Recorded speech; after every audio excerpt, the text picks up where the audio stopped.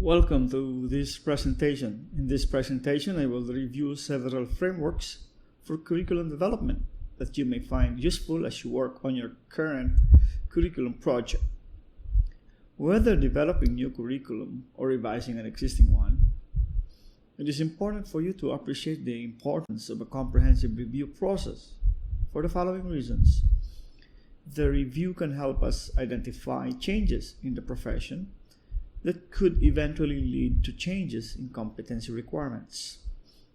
A review can also help us identify areas for improvement, especially after reviewing results of internal and external evaluation. The review can also help us identify more appropriate teaching and learning strategies. And lastly, the review can help us identify future technologies in healthcare.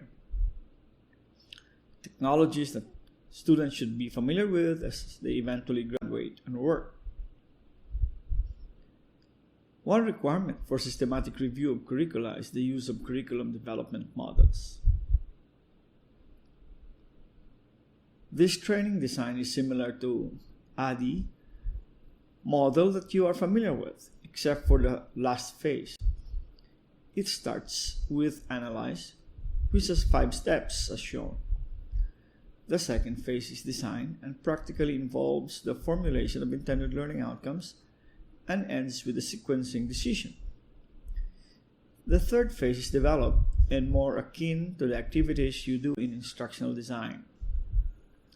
The fourth is implementation, and the last is control, similar to the evaluation phase of ADDIE.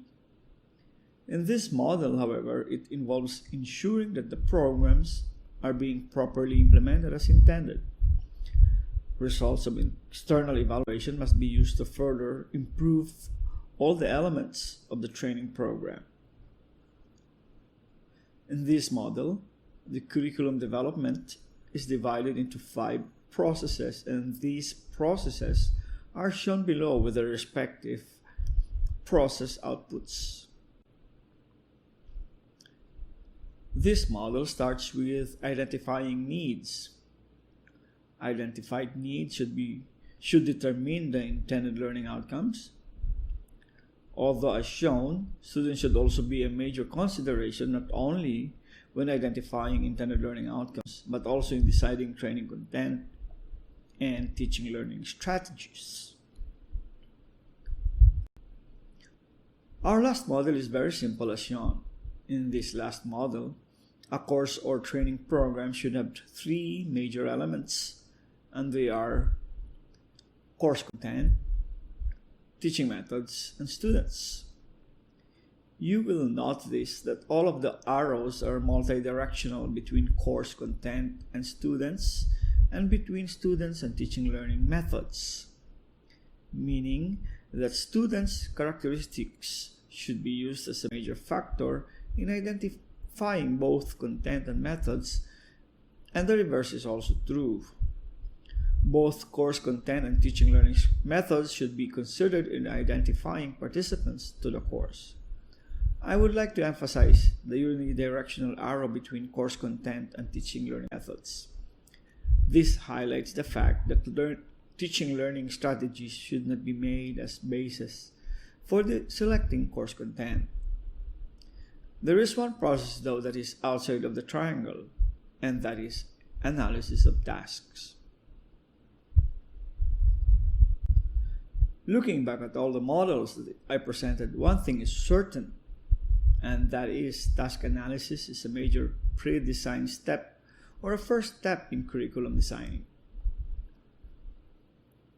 But before proceeding to this discussion of task analysis, we should all be cognizant of the fact that a curriculum is not developed in a vacuum.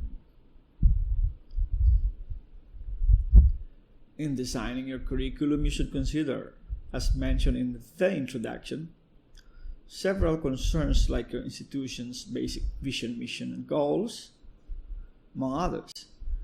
Current health indicators must also be considered as they provide insight on what should be the focus of your course offering. I also mentioned in the earlier part of this presentation the role of health future analysis, and for most of us in the health profession, best practices. This information should form the intended values and goals of your educational offering. These goals and values should in turn help define the professional roles and responsibilities that you want to develop among your target participants. These roles and responsibilities should be then broken down into specific tasks and their respective knowledge, skills, and attitude requirements. Together, they are your competencies, which should become the basis of all your statement of intended learning outcomes.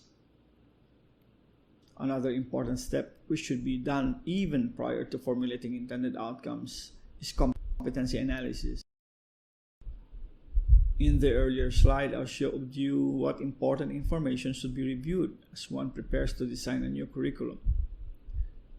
Slides, I will illustrate how we can use the collected information in developing a curriculum for a new training program or in revising existing one. In this example, I will start the task analysis by identifying the profession, and in this example, the medical profession. This will be followed by the identification of various roles that the professional will play. You can use various resources to identify these roles. For physician, one very popular framework is the 5-star physician. One such role is being a clinician. For each role, you need to identify the responsibilities needed to be able to perform the role. In this example, we break down the clinician role into several responsibilities. One such responsibility, for example, is making a diagnosis. Next, we break down responsibility to its component tasks. For this example, we break down making a diagnosis to several tasks. All that we are able to generate will be the source of our intended learning outcomes later in the curriculum design stage. To identify the more specific training needs, the knowledge, skills, and attitude requirement of each tasks should be identified. This is an example of how a common task motivating couples to utilize family planning services could generate different KSA requirement based on profession and roles. Another example of detailed task analysis related to reproductive health work is shown here. The competency analysis was organized by the World Health Organization, and I acted as one of the technical advisors to this endeavor. In this example, tasks are termed behavior, and they are in the left side of your screen, and the knowledge requirements are shown in the second column. This is a close-up view of same analysis.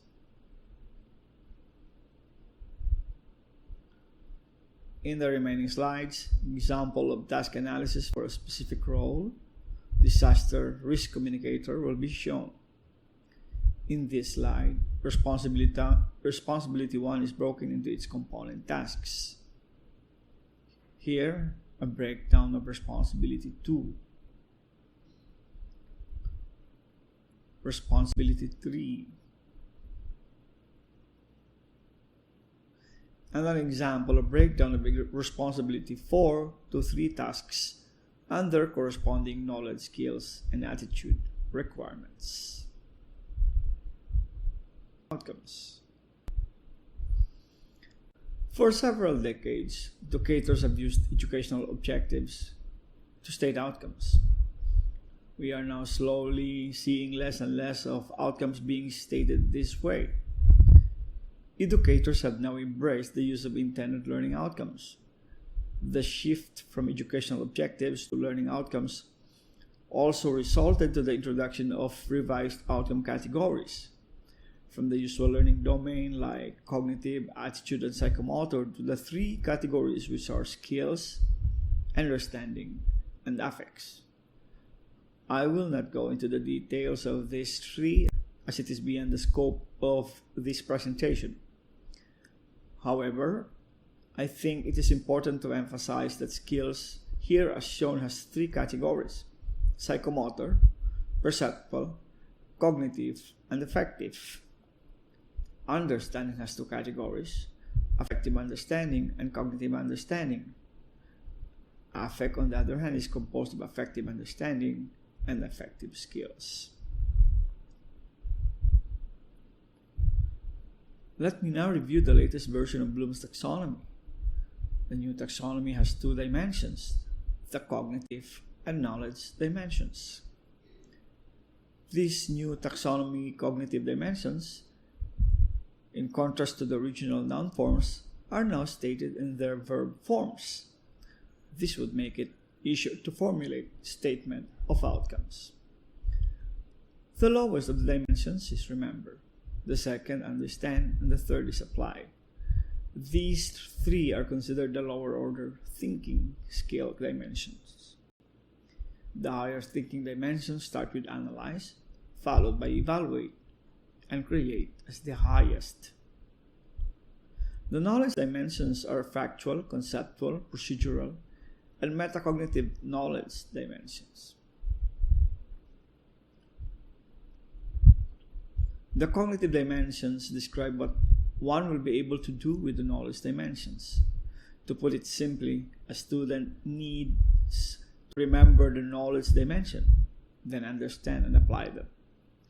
At the higher dimensions, students will have to integrate all what they remember, understood, and apply in order to analyze, evaluate, and eventually create something out of what they know.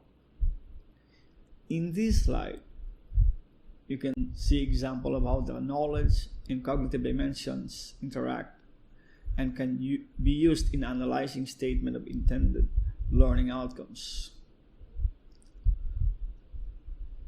While the Bloom's taxonomy can help curriculum developers in formulating more precise intended learning outcomes,